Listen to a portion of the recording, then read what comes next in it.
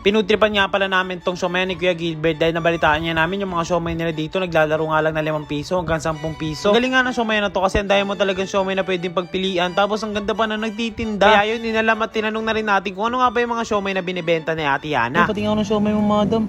Ayan. Sige, ano yung mga siomay mo?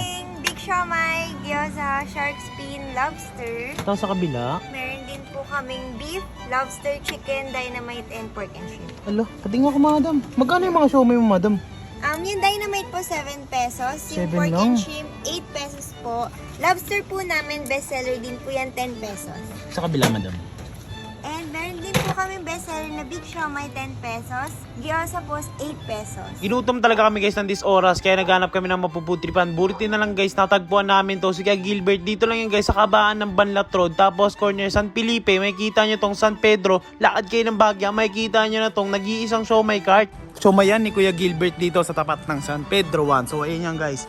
Walang gaano kumakain, kaya naman masuserban agad tayo. Ang mura nga lang din ng mga siomay nila dito. Ito nga pala yung mga menu nila. Habang kumukuha nga si Ate Ana ng mga order natin, timpla na rin kami ng mga sausawan naming mabisa. Kalamansi, chili, garlic, tas toyo, kahit wala nang bawang. Naku, okay, panalong panalo na yun para sa siomay natin. Dahil gutom na kami, kanya-kanyang kuha na kami ng mga siomay namin. Pagkagayan na ready na lahat, tamang food trip na naman ng mga tropang penguin. Ito nga pala guys, si tropang Makmak, tropang Joshua, at tropang Sam na walang emosyon kumain. Crystal, walang emotion tol, Emotion, walang emotion eh. Walang emotion dyan, pero Sobrang sarap. ayun, Natutulala ka sa sarap eh. Lahat ng pagkain, puputripin talaga ng mga tropa ko na yan. Nako, talo-talo talaga kahit anong pagkain. Yan yung mga maganda isama sa mga food vlog eh. Kahit ano talaga, puputripin eh. Kinagandaan nga dito, nagbebenta rin sila ng siomay na mmalaki. Eto nga guys, di makakalagpas sa amin to. Hindi namin meron to. ka palang siopaw, madam. Magkano tong siopaw mo? 40 pesos po, jumbo asado at saka jumbo bolabo. Okay, tignan mo naman na malaki din yung siopaw nila guys. Magkano to? 40 pesos po. 40 pesos kakasabi nga lang pala niya.